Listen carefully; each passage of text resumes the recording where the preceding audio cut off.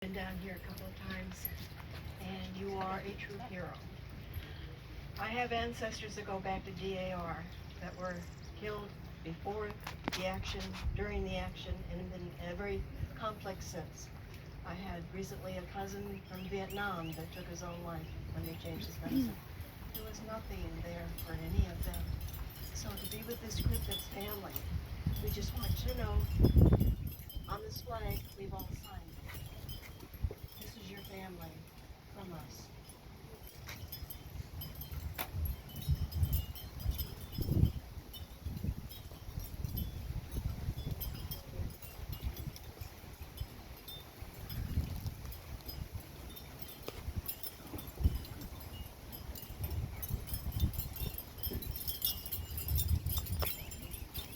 And this is Mike Sheets. Okay. We came down and talked about doing this last year, didn't we? We kind of rumbled around in here, figured out what we were going to do. So we'll just rinse and repeat for this year. You know, I got to say, I've known Sarge for like 8 years. And the words that I've heard him speak in the last 2 days has been more words than I've heard out of that man in 8 years. It's awesome. All right. So, remember 2 years ago, we asked you to send us a picture. Told you that you'd see it again. You're about to. This is pretty cool. I'm going to read this. We'll always remember our fallen hero. Tribute to the Troops is honored to present this memorial plaque of distinguished service to the family of U.S. Army Specialist Corey J. Kowal in remembrance of his everlasting call to bravery, honor, and sacrifice in the name of country and duty. We realize the hardship you have endured on behalf of our great nation, and we want you to know that the wounds that you continue to carry in your hearts and minds will never be forgotten. Dedicated to the family of U.S. Army Specialist Corey J. Kowal from Tribute to the Troops on Sunday, April 18th, 2021.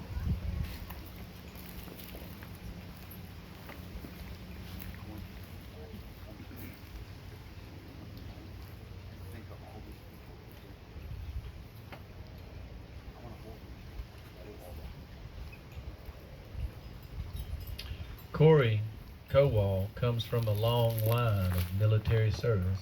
His grandfather was in the Navy. His great-grandfather was in World War II. His great-great-grandfather was in World War I. As a matter of fact, Michelle, wherever she is, someone in the Kowal family has fought in every war since the Revolutionary War, just like your family. It's in their DNA. It's in their blood. Corey was born February the 1st, 1989 at East Fork Medical Center in Tennessee and grew up in the Nashville area. He weighed 6 pounds and 8 ounces. He was a small baby. He was very handsome, as you can tell how he grew up.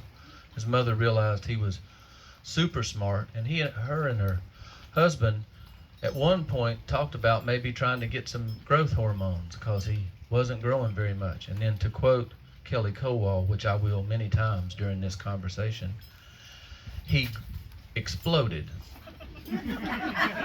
like a beanstalk. He just took off and started growing, and it's like, oh, what do we do now?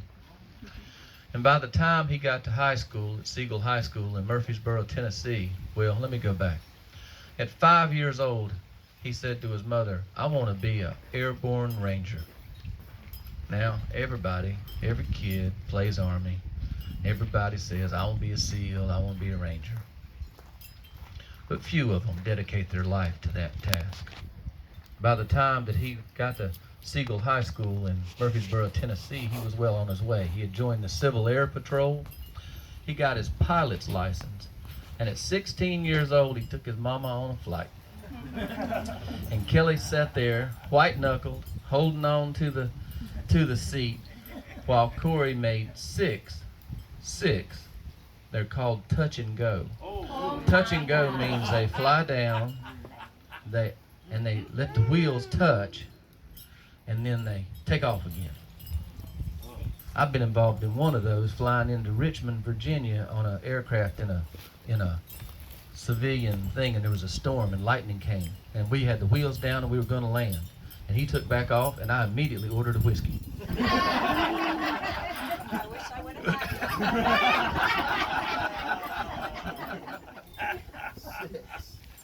He became the cadet commander of the Civil Air Patrol, reaching the highest rank in Tennessee that they've ever had. And he got his scuba license, and you got your scuba license too, and they would go scuba diving together. And they talked about it, and they planned it. He graduated from Siegel High School and joined the United States Army. He went to basic training at Fort Benning, Georgia, where he was a standout recruit. He maxed his PT test, became an expert marksman, became an expert grenade. He was a squad leader. He graduated near the top of his class in basic training. He went from basic training at Fort Benning to airborne school at Fort Benning. Airborne school is 3 weeks long, but it has a 0 week. Now, that means it's 4 weeks long, and I wish they'd change that, because 0 weeks sucks. He did very well in airborne school and passed airborne school and went immediately as a private. I mean, he'd only been in the Army a few months. He went basic training, airborne school, U.S. Army Ranger School. Ranger School's tough, and it's a myth that you're in the best shape of your life when you graduate Ranger School. You're actually in the worst shape of your life, because you're sleep deprived, you're out of food, you've been chasing the dogs. You probably know what that means, and you just wore out. He fell through a weak piece of ice and injured his leg and was not able to complete Ranger School on his first pass. So he planned on doing it after his first deployment when he was well. He was stationed at Fort Drum, New York. Fort Bragg, I'm sorry. I stand corrected. He was stationed at Fort Bragg in the 2nd of the 508th Airborne Infantry. And you'd think I'd remember that because I was in the 504. They were called the Red Devils, and they were barracks were on Ardines. They'd run up and down Ardines. And his unit was deployed to combat in Afghanistan. His MOS required him to be right in the middle of it, right in the middle of what they do.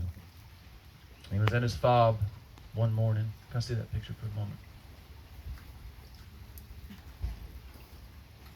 September the 20th. There came a call. They needed some help. And the rapid response team was deployed. It was a convoy of Humvees. There were 3 people in Corey's Humvee. There was a medic, a private, and Corey. So they had to figure out who was going to sit where and who was going to do what. Corey was qualified to drive offense. He'd been to offensive and defensive driving. He was a good Humvee driver. He was also an expert marksman. And they needed somebody good on the gun. So a private took the wheel who had not been trained and was not qualified to drive the Humvee. Medic sat in the gun seat, the shotgun seat, and Corey took the position behind the turret. As soon as they left the compound, they came under fire. They returned fire, and the convoy had to take off. They had to rush, had to go fast. It was later discovered that the calipers on the Humvee were leaking brake fluid. Only 3 of the 4 tires had brake pads, and the brake pads they had were 10% or under working.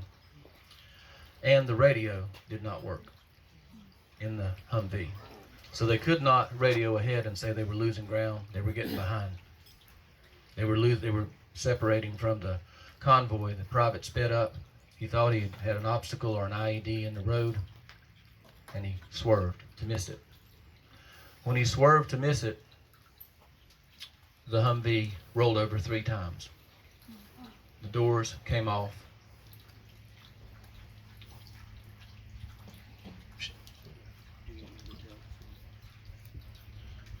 Corey's arm was amputated.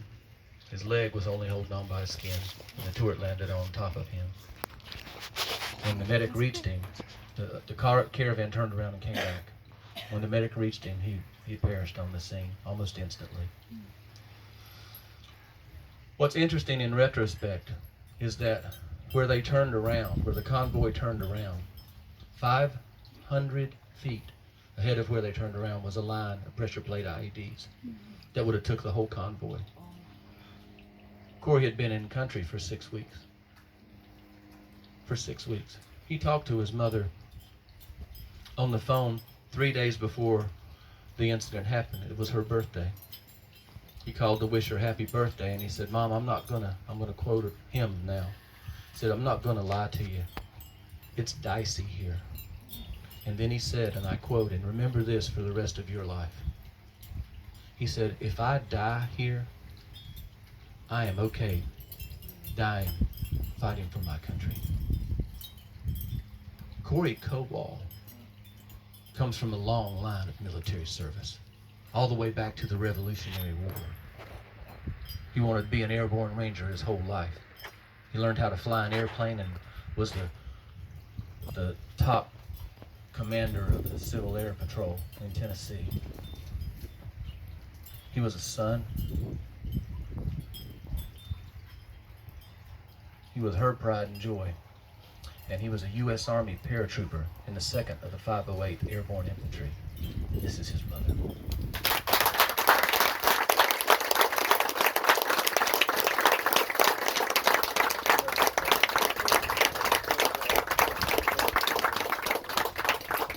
And just before y'all come up, I want you to know that everything you see here, she has done to perpetuate Corey's memory. I mean, everything. And she dug it out of the dirt. Started with a boat that cost $6,500. She didn't have $6,500. She called the man. He said, "What do you have?" She goes, "I got $2,500. He sold it to her for $2,000. That's how it started. And she built every bit of it herself. We love you.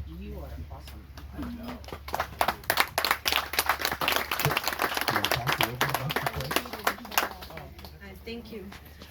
My Warriors Place, just so you know, it is not only for veterans and military service members, but it's also for law enforcement and firefighters as well, and their families.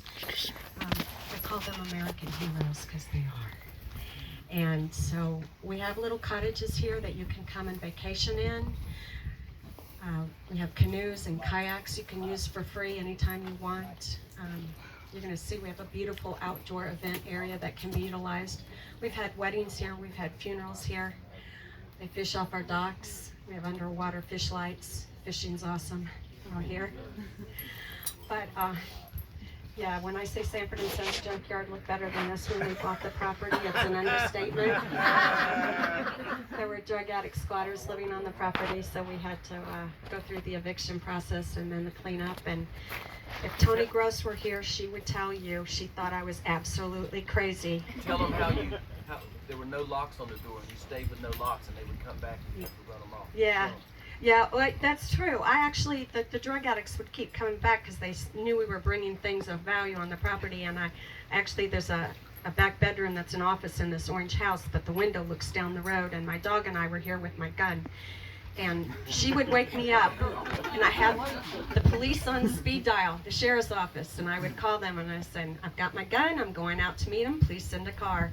And I would walk out and I'd have my gun in my right hand and my phone in my left hand, and I'd say, "You have a couple choices here, but I think the best one is to turn around and leave." And they'd go, but, I'd say, "No buts." And about that time, law enforcement would say, "Car's about 5 minutes out." I'm like, "Okay. What's it gonna be?"